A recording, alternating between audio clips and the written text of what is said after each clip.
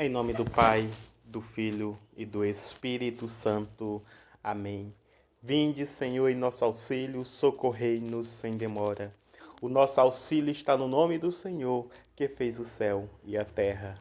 Meu querido irmão, minha querida irmã, é com muita alegria que inicio mais uma catequese de uma sequência de catequeses sobre o artigo 7º da nossa profissão de fé, que tem como frase que resume esse artigo 7º: de onde há de vir julgar os vivos e os mortos. De onde há de vir julgar os vivos e os mortos.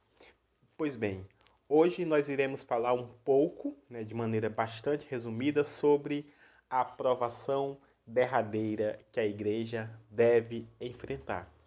Existe um debate muito longo entre católicos, protestantes, presbiterianos, pentecostais, neopentecostais sobre esse assunto, né?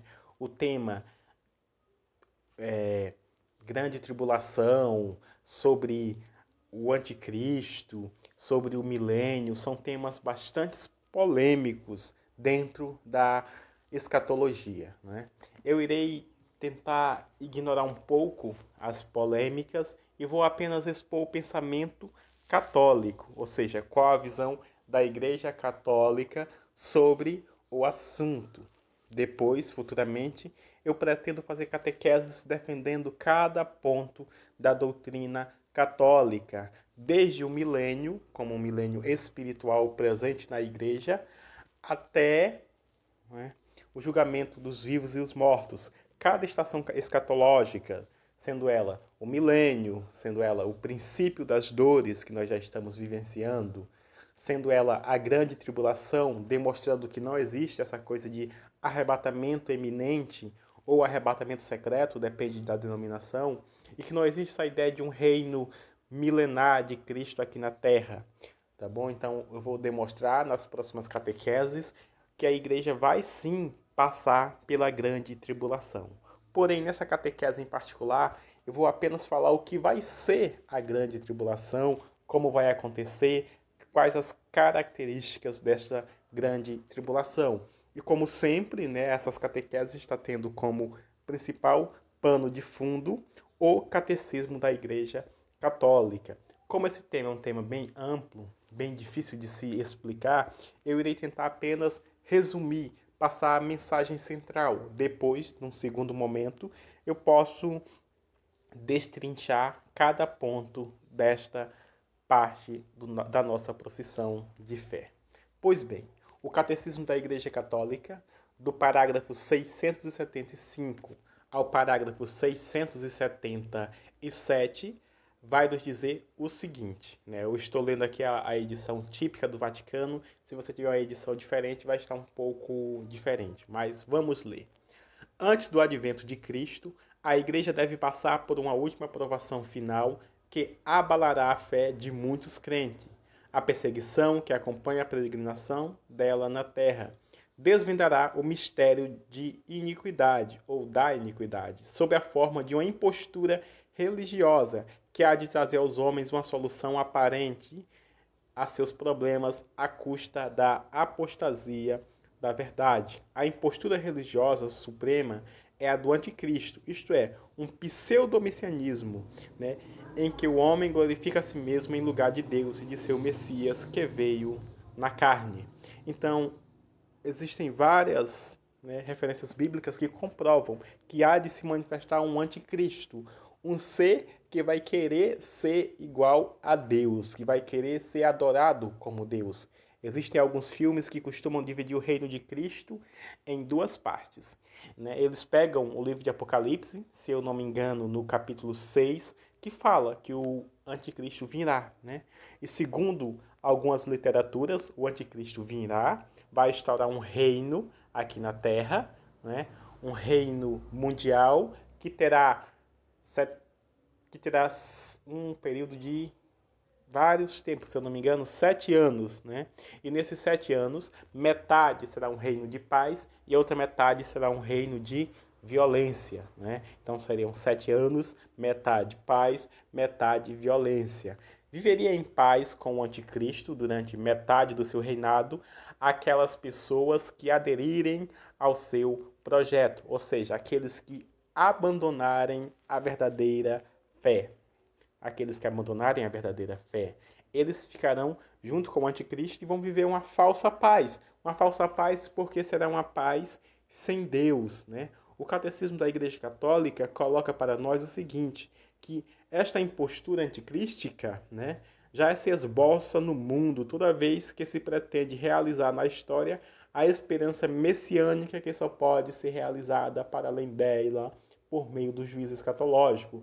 Mesmo em uma forma mítica, a Igreja rejeitou esta falsificação do reino vindouro sob o nome de milenarismo, né? Sobretudo sob a forma política de um Messias secularizado, intrinsecamente perverso. Então, a Igreja ela condena uma doutrina que foi até defendida por alguns santos, né? Pelos pais da Igreja, até que a Igreja começou a condenar, que falava que Cristo viria reinar durante 1000 anos, né? Os adeptos dessa teoria costumam pegar o livro de Apocalipse, no capítulo 20, do versículo de 1 ao 10, que fala de um reino milenar de Cristo e diz, esse reino é literal. Principalmente os dispensacionalistas, né, que é um ramo da doutrina protestante, defende essa ideia de um reino de Cristo aqui na Terra durante 1000 anos. Nós católicos não aceitamos essa ideia. Nós dizemos que não se pode saber muita coisa sobre os fins dos tempos. Então a gente não pode condenar como uma heresia. Mas a Igreja diz que esse tipo de doutrina não pode ser ensinada com segurança. Por isso nós aderimos à ideia amilenista de Santo Agostinho, que prega que o reino milenar de Cristo, de Apocalipse capítulo 20, versículo de 1 ao 10, você pode ler na sua casa com calma e você vai entender. Esse trecho falaria do reino escatológico que é a igreja, como eu já falei na catequese passada. Então, só para registrar, a igreja não aceita, não acha correto, não acha seguro ensinar o milenismo, né? O milenarismo, né? A igreja só entrará na glória do reino por meio desta derradeira Páscoa. Em seguida, seu Senhor em sua morte e ressurreição. Portanto, o reino não se realizará por um triunfo histórico da igreja, segundo o progresso ascendente, mas por uma vitória de Deus sobre o desencadeamento último do mal, que fará sua esposa descer do céu.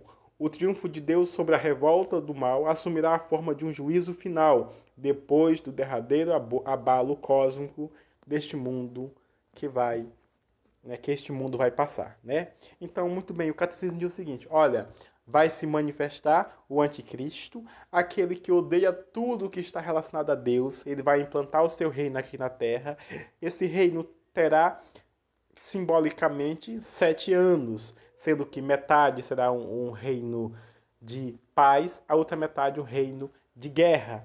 E esse anticristo já se manifesta no dia de hoje por meio de qualquer pessoa que quer pregar uma sociedade justa, igualitária, sem a fé em Cristo. Então, a igreja é muito clara em falar que rejeita, por exemplo, o marxismo, né? O marxismo, o comunismo, a igreja diz, olha, nós rejeitamos os pensamentos, né, ateus ligados nos tempos modernos ao marxismo e ao, né, comunismo, ao socialismo. Você pode ver isso no Catecismo da Igreja Católica, parágrafo 2425. A igreja rejeita o comunismo e qualquer tentativa de colocar um reino de paz sem Cristo. Um reino de paz sem Cristo não existe. Um reino de paz sem a fé cristã, sem o seguimento da palavra de Deus, é impossível. Então, qualquer movimento que prega uma cultura do amor, onde não existe uma verdade absoluta, onde todas as verdades devem ser aceitas, onde todas as religiões são igualmente boas, desculpe, ela não está 100% de acordo com a palavra de Deus e nem de acordo com os ensinamentos da Igreja Católica. E esse tipo de manifestação, o catecismo já chama de anticristo. Ou seja, é um falso messianismo, é uma falsa ideia de que a paz pode ser adquirida sem a manifestação de Cristo e sem o juízo final, né? A igreja aprova muitas manifestações de pessoas, de pastorais, movimentos que buscam realmente pregar a civilização do amor, que buscam levar a paz, levar o cuidado básico para as pessoas. Porém, a única forma de acabar realmente com a miséria no mundo é através da pregação do Evangelho. Quando nós lemos na Bíblia o Evangelho de Mateus, no capítulo de número 24, se eu não estiver enganado, capítulo de número 24, versículo de número 12, diz o seguinte: E esta boa notícia do reino será proclamada no mundo inteiro, como testemunho para todas as nações. Então virá o fim. Virá o fim. Então, você quer acabar com o sofrimento no mundo? Você quer acabar com as misérias? Pregue o Evangelho. Está em Mateus capítulo 24, versículo de número 14. Depois da pregação universal do Evangelho, vem a manifestação do reino de Cristo com o juízo final. Antes desta manifestação, vai vir o anticristo, aquele que quer ser como Deus. E o anticristo já está se manifestando ao longo da história com pessoas que querem pregar uma paz sem Cristo, que querem negar a verdade do Evangelho. Quantas pessoas não têm pregado por aí que todas as religiões são igualmente boas, que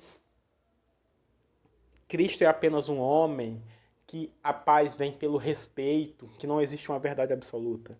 Tudo isso já são manifestações do anticristo. Porém, antes do fim, o anticristo vai se manifestar de maneira realmente potente, de maneira bastante agressiva, para tentar a igreja. Então nós vamos passar por um abalo cósmico muito grande.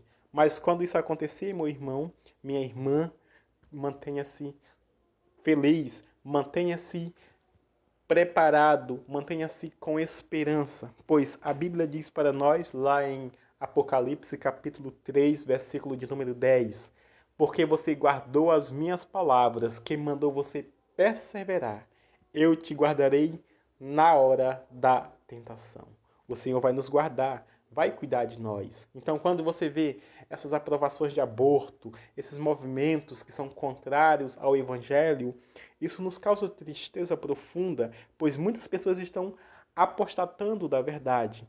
Porém, isso é uma prova de que Cristo já está para voltar. É motivo de esperança para nós. E caso você veja a grande manifestação